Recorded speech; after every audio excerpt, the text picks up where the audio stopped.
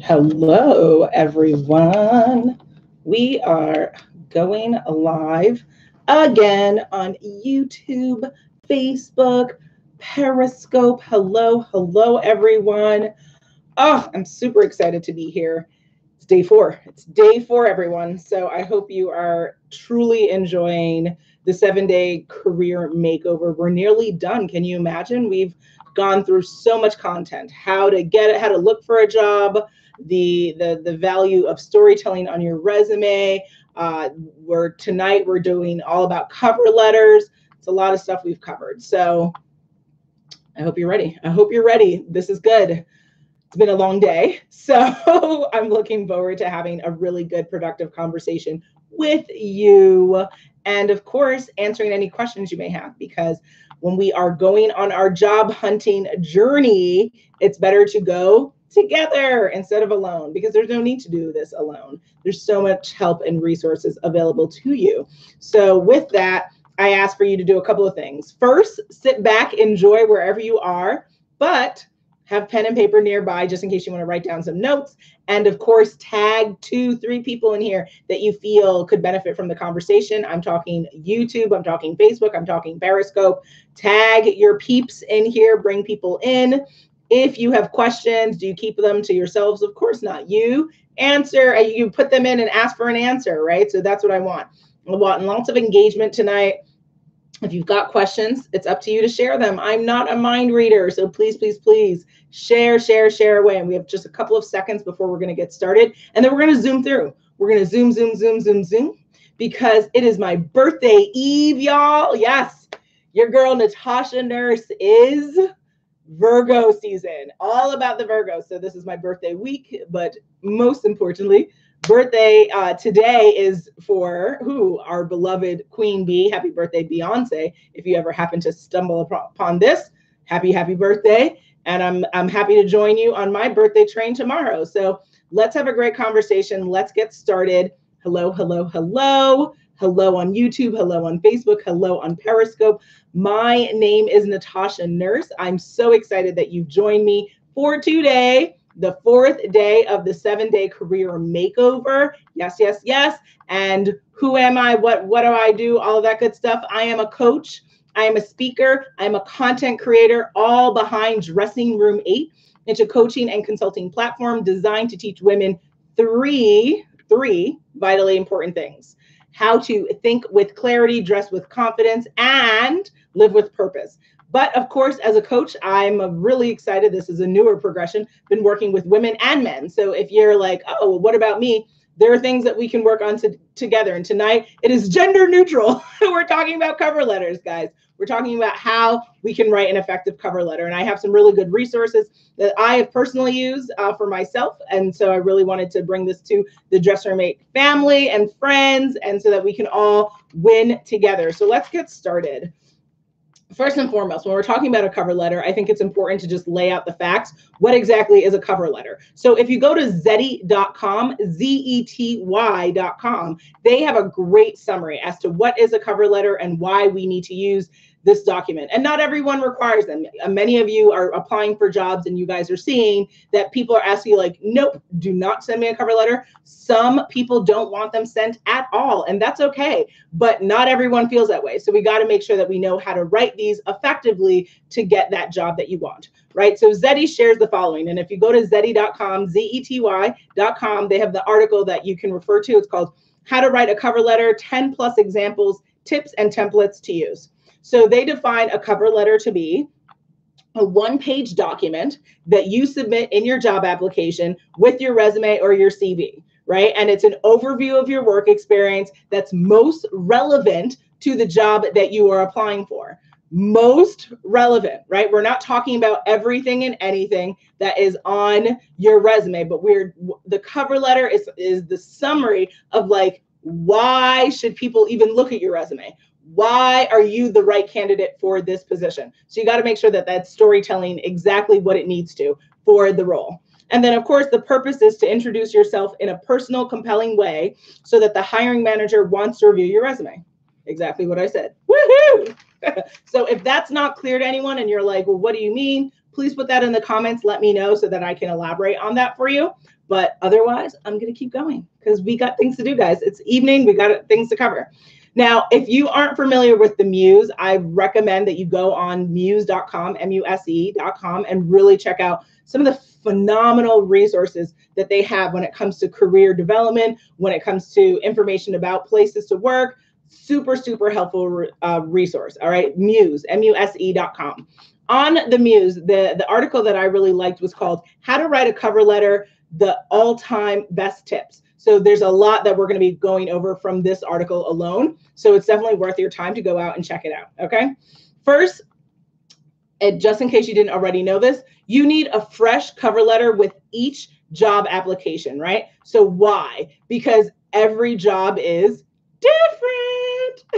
So what does that mean? Your cover letter needs to match for every job application you're putting in. So you're like, well, Natasha, I just want to have one and send it out. Of course, you're going to use a template. I'm going to get to some template resources that you can go and grab some really good templates for yourself.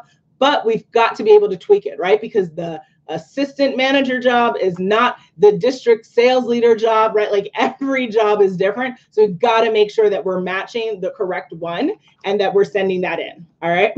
And now the next thing I'd want to go over is hiring manager. So who here has used To Whom It May Concern, or, you know, to Mr. and Mrs., right? Like things like that. Those types of old school headings, according to the Muse, is not really something that recruiters want to see or hiring managers want to see. If possible, they suggest you do something really creative, which is go on the company website and try to find out who is the hiring manager and use their name in your actual cover letter. Why? Because it's a lot more personal to see, hi, Jamie, or dear Mrs. Adams, or whatever, than it is To Whom It May Concern, right? Because To Whom It May Concern is super not inviting, and it's also archaic, right? So if you cannot establish who you're going to actually be meeting or who's going to be reviewing your documents that you're submitting, then the best thing to do is address it to the hiring manager title, right? So like to senior, you know, hiring manager, right? Like things like that, but don't do the To Whom It May Concern. So that's a fun tip to just keep in mind.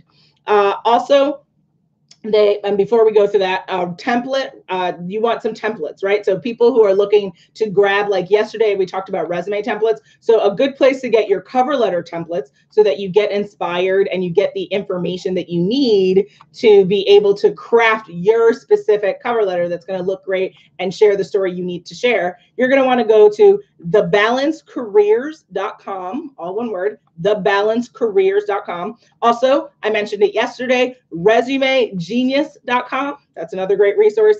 Livecareer.com. And then, of course, I just mentioned Zeddy.com. So those are great resources to get free cover letter templates, and also check out some of the advice that they have when it comes to creating your specific cover letter that you need.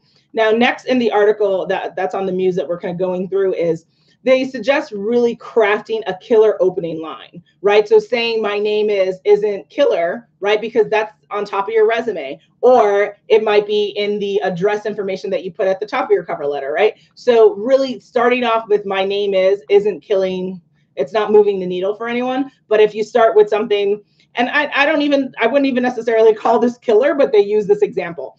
I'm excited to apply for title, right? Whatever the title of the job is, with the company, right? Like that. I don't know. I mean, that works. That totally does the job, I think. But, you know, try to even think about something a bit more creative, I would say, than just saying my name is, right? So just something to think about. When it comes to the body of the cover letter, really key thing we have to remember is what? We have to go beyond our resume. So the goal of a cover letter is not to reiterate exactly what's on the resume, but it's to storytell why you want to look at the resume. That's a different reason for why you would be giving this document, right? Because otherwise, if you were going to just literally copy and paste, you could just send the resume, right? And no cover letter. So things to think about. What are some responsibilities that you had in your previous roles that you didn't necessarily storytell on your resume, that you could storytell on your cover letter? Another point the article asks you to think about is details on things that you that's not apparent on your resume, right? So again, this is like, think about the cover letter as like filling gaps, because your resume is, unless you have a career of 20, 30 plus years, really your resume is going to be a one pager. So then we have this cover letter, which is like additional real estate that you can use to what? To exemplify yourself, to showcase that you really rock, that in the past positions, you've improved productivity, you've improved revenue, you set this goal and accomplish it, right? Like all specific details that aren't necessarily laid out in the resume that you could elaborate upon and really kind of sell yourself the way that you need to. All right. So that's something to think about. And then also, and I thought this was really interesting, what about your personality or work ethic that makes you a good fit for the role? That's definitely not something that you're going to see come across on a resume necessarily, right? You could put interest, depending upon the type of verbiage and words you use in the resume itself. You can show a little bit about your personality, right? But outrightly, there are things that you can just say in a full sentence that you could say on a cover letter that really could say, wow, that's really interesting. I want to know more. Let me flip and look at the resume. And then if you've really done a good job with the resume, if you've told your story on the resume, then what's next? Then we get that phone. We want to talk to you. Let's come in, or come in person. We want more. We need more. Essentially, the idea of a job application is, instead of getting frustrated with kind of what's going on, we need to get excited. We need to put on our writing and our thinking caps and really say, how can I sell myself in a way that makes people want more? As if you are a piece of chocolate and you're like giving little drips and you're like, oh, I want more.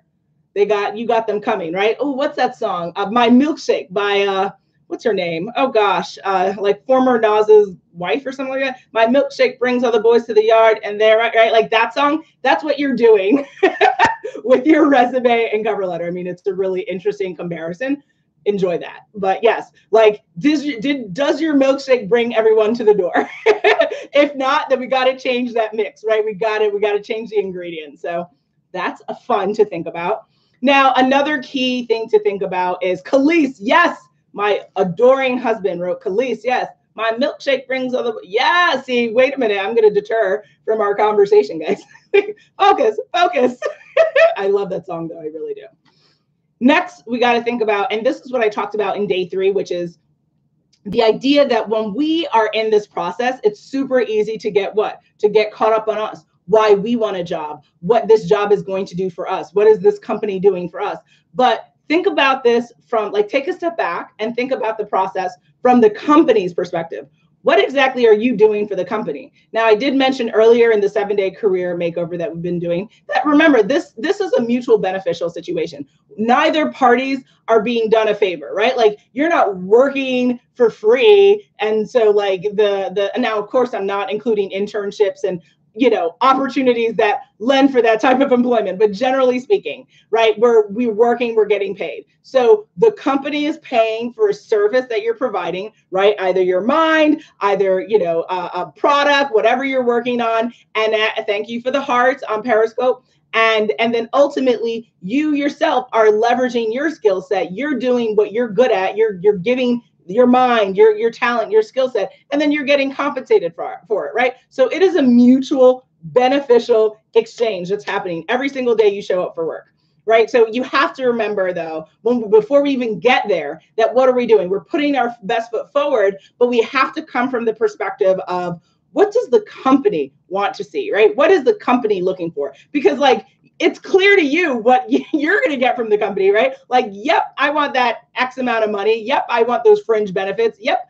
I want that company car. Of course, there's things that the company can do for you, but in that cover letter, in that resume, we've got to really focus on storytelling that showcases what you are doing for the company and why the company is going to be head over heels happy to give to you what you're looking for. So if that doesn't make any sense at all, just put that in the comments. Let me know. I'm happy to elaborate. But that's the key, that we're talking and we're focusing on, what am I doing for the company? Like, there's another song, like Janet, what has he done for me? What have you done for me lately? Right? Like, the company literally is looking at the hiring managers. They're looking at resume after resume after resume. And if it's just like, me. The company is going to give me all these things. Da, da, da, da, da.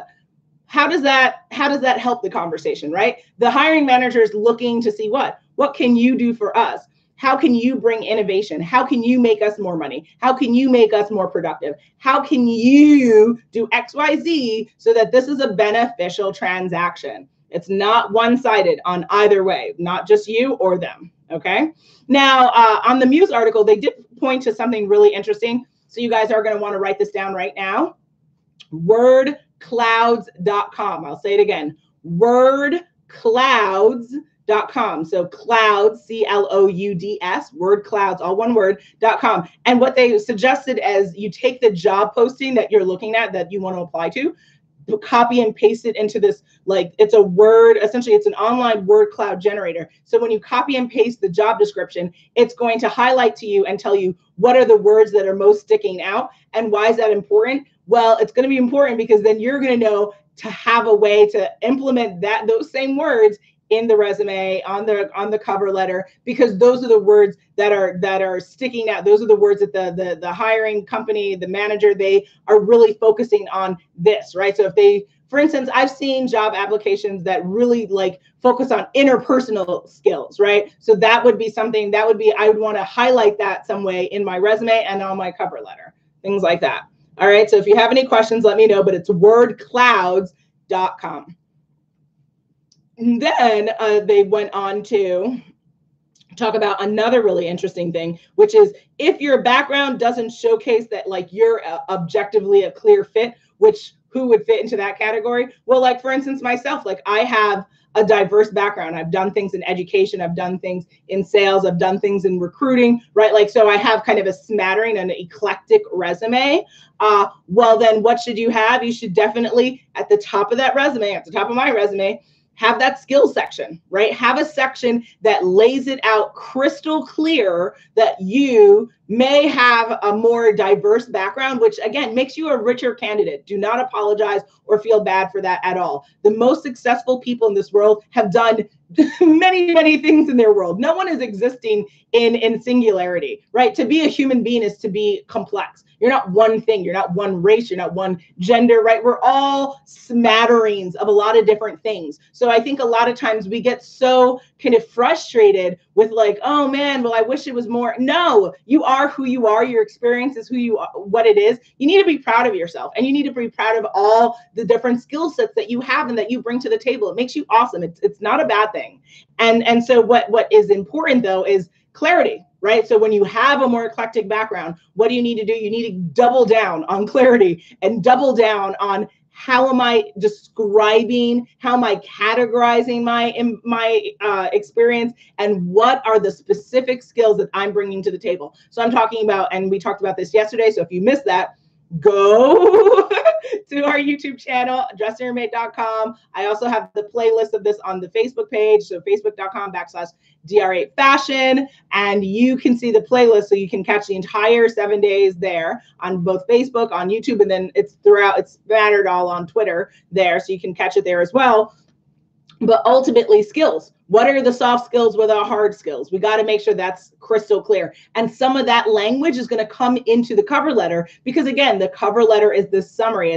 It's kind of like when we decide what books to read, what do? We turn over the back or we turn over the front flap and we look at that book summary, right? This is a book about romance and da-da-da. And when you think about that, if the book summary is bad, are you going to pick up the book? Hells no, you're not, right? You're going to be like, this is bull, right? Unfortunately, no offense. So if your cover letter isn't doing the job, then what are you doing? You're literally closing the door for yourself because you didn't take the time to make sure that summary was on point. That summary was error-free. That summary was accurate. That summary was honest. That summary was compelling. If you refuse to do that, then essentially you're shooting yourself in the foot. And people are not going to take the time to look at the resume and call you in for an interview because they're like, this person isn't clear. I'm not sure why I need to be crystal clear on bringing you in when you aren't being crystal clear on describing who the hell you are and what your experience is, right?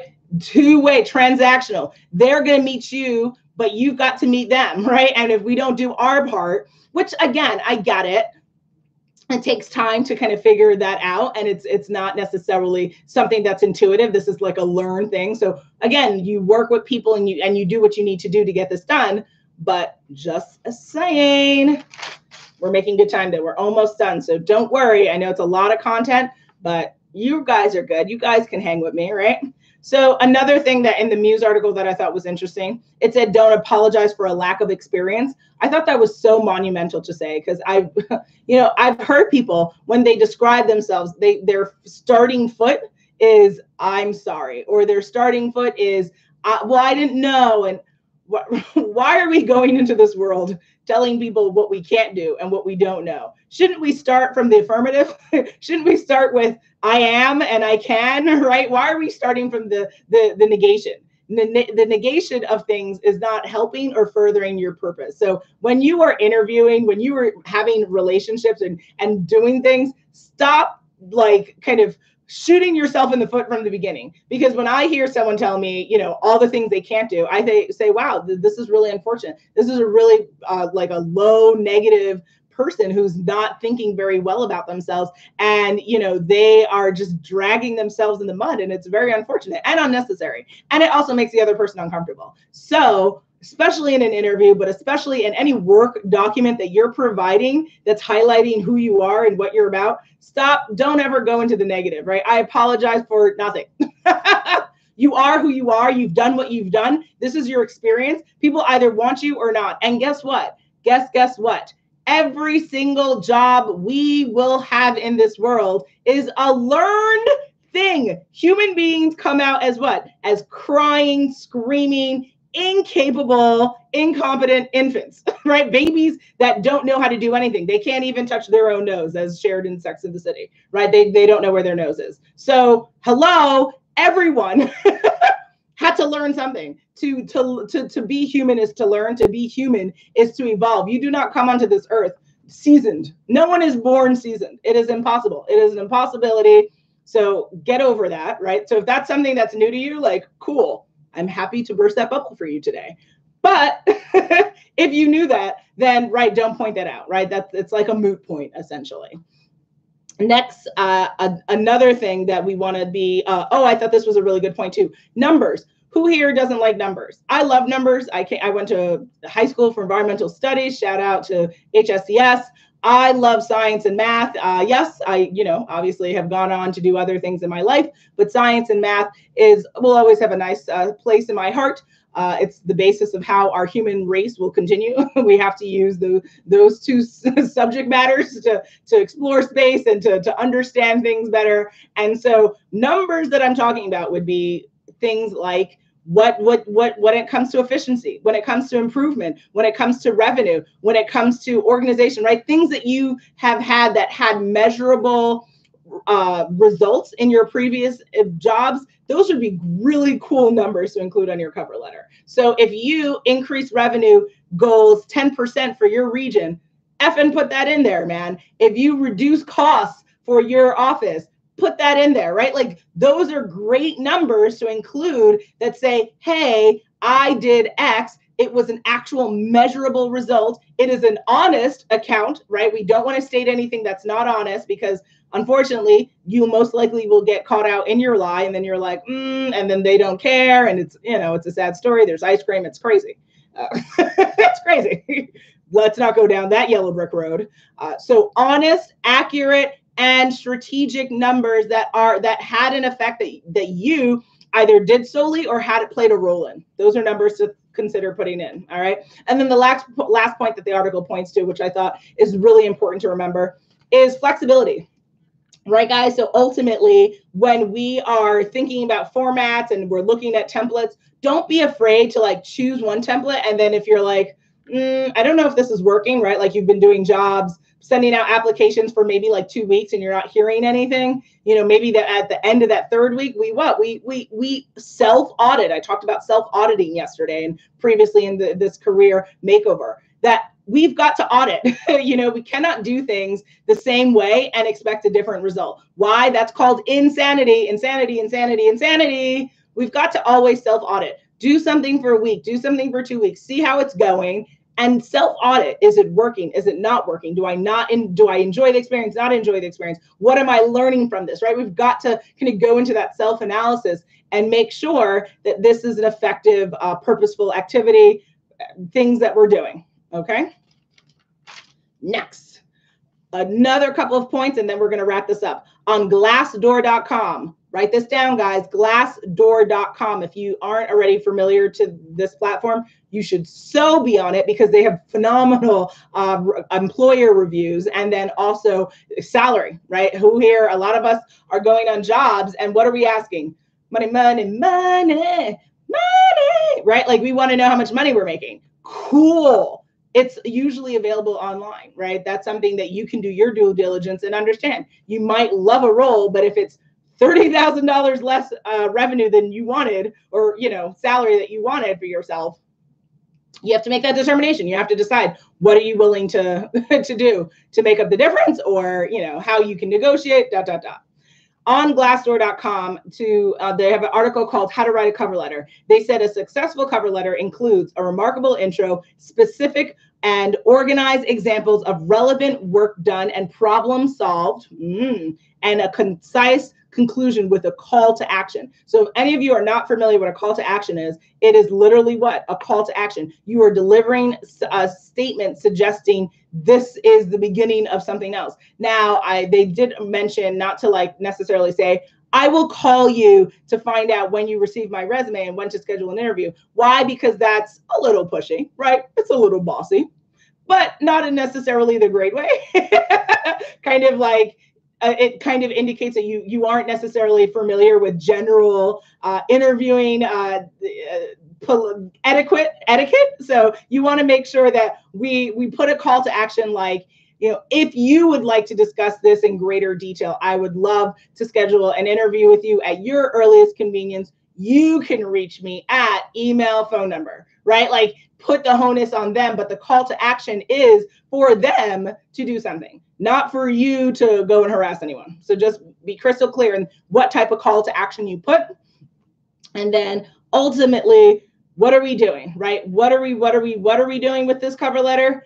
It is the storytelling that we are doing that wasn't seen on the resume, but it is the entree into making the hiring manager want to look at that resume. So I just want to make sure that's ultimately clear that all of these tips and tricks that we discuss, that's what we're doing. And so, and then we talked about honesty. So I already mentioned that. A couple of phrases to avoid in your cover letter. This is another thing that you can write down. To whom it may concern, I'm not sure if you know, dynamic, really, truly, deeply, please feel free, significant, self-starter, detail-oriented, forward-thinking. Those are words that apparently recruiters or hiring managers are kind of just like over, like, I'm over it, as F, right? So you don't want to have a clueless moment on your job hunt, right? The goal is definitely not to piss off the person reading your cover letter, right? I think what the general gist is, we want to have as many yeses that you can give, right? Like we want to make it so easy based on the material submitted, based on how we interact with them, that they can only want to bring you in, that they only want to bring you on to round 2, that you are the only candidate for this role. So it's all about smoothing and making that possible so that it's only a yes, right? Like you just live within the world of yes. And everyone talking to you around this position is just in that mindset of, yes, she's great. Yes, he did that. Yes, right? Like we just want to yes, yes, yes all day. We don't want to give them any no's. No, the word no should not be popping up in their mind for any reason. And so you got to work on the storytelling to make sure that is true. Now, a couple more just words of wisdom that I wrote down that I want to share is, remember that when you're looking at these templates, that these are inspirations, right? That we're not just copying and pasting, but we're using them as an inspirational tool and a guideline for how we're going to craft our own. But you're going to craft your own, right? We don't definitely want to create something that someone can go and just find the exact copy on Google. That looks like you just did not care at all about this position, about making sure that you made the right impression. It's just like, I don't care. Next. Right? That's a as if kind of moment. don't do this alone, right? The reason why I did the 7-day career makeover is because I want to be a resource as a coach, right? As a person who has hired people, as a person who has been in that role to hire and fire people, that like there are people here like myself that can give you that guidance, that can give you that support, that can help with mock interviewing. If you guys don't have anyone to mock interview, that's a great reason to sign up for career coaching. You can go through that process and make sure that all of this is making sense, because what's happening? We go into interviews and then the nerves start creeping up. And I talked about that on, I believe, day 1 or day 2 on how to, day 2, how to ace your interview, on how to be bigger than your nerves, right? But if you need practical skills, if you need someone to sit there with you and virtually speaking, really say, okay, well, you're fidgeting, you're not making eye contact, you're, you look really uncomfortable, you are doing too much vocal fillers are coming in, right? That is something that you really need practice and help with. So don't do this journey alone. If you have been struggling with trying to transition in your career, it might be time to invest in yourself and invest in this journey so that you really can achieve what you're looking to achieve. Next, your resume and your cover letter are evolving documents. Don't get pigeon-toed, right? Your cover letter might work well right now, but 3 months from now might not. So don't forget that these are evolving documents, and we always want to make sure that we understand this process and that we don't get lazy and that we don't say, well, it worked 6 months ago, it's going to work now. Not necessarily. Not necessarily, right? Most likely not. So remember that fact. And also, I mentioned it earlier, not all jobs want cover letters. Some jobs are like, no, do not send me that, right? Good for them, but not all companies are like that. So just because 5 don't, doesn't mean you don't need to invest in making sure that you have the right document that's going to do you justice. All right. That's it, guys. That concludes day 4 of the 7-day career makeover. Whew, right? We got through it. We got through the cover letter work. We're going to do this. We're going to do this together with me, Natasha Nurse. I'm the coach, speaker, and content creator behind Dressing Room 8, which is a coaching and consulting platform. You can go to dressingroom8.com to learn all about what do I do. Again, I mentioned in the beginning, happy to do it again. It's all about a fashion and lifestyle and mindset focused blog and coaching and consulting work that I do when it comes to helping people achieve the dreams that they're looking to achieve, whether it's personal or professional goals. So dressingroom8.com. If you want to schedule a free 30-minute consultation with me, I've opened it up from yesterday. I'll have that offer again. If you're looking to have a resume audit, if you're looking to have a cover letter audit with that coaching call, I'm happy to have that included. You just got to go to dressingroom8.com, schedule a session. Let's schedule a session. Let's chat, guys. Book me up before I get too busy. All right. So dressingroom8.com. Now, next, what do we have? Guys, you have to come back. We're not over. This is day 4. We have day 5 tomorrow. And we're talking about how to use networking to get the job you want. So that's a goodie. That's a fun one. And we're what? We're going to do it on my birthday. So of course you have to come, because who would not join me on my birthday? Woohoo! Yes, baby. I work on my birthday. That's how committed I am. How committed are you? I said, I'm doing a 7-day career makeover before it gets too busy this fall. I wanted to make sure we put this content out here. It's available for you so that as you go in, because this is the time, right? This is the time when people are applying for jobs like crazy, when the market starts to get really, really busy. And then what? It slows down for the holidays. So this is your prime market time, right? I'm telling you as a recruiter that we gotta pump it in. We gotta get this stuff in. So if this is the time that you are looking for a job, you know who to call. Natasha, dressingroom8.com. All right. So I'm going to see you guys tomorrow for my birthday. And you're going to be there because who doesn't want to join me on my birthday to talk about networking? I'm so excited. So now I have to say bye to all of you, YouTube, Facebook, Periscope. So let's see how I do it. All right. I always have to do like 1 or 2 before we do the end. All righty. So bye, YouTube. All right. Let's see.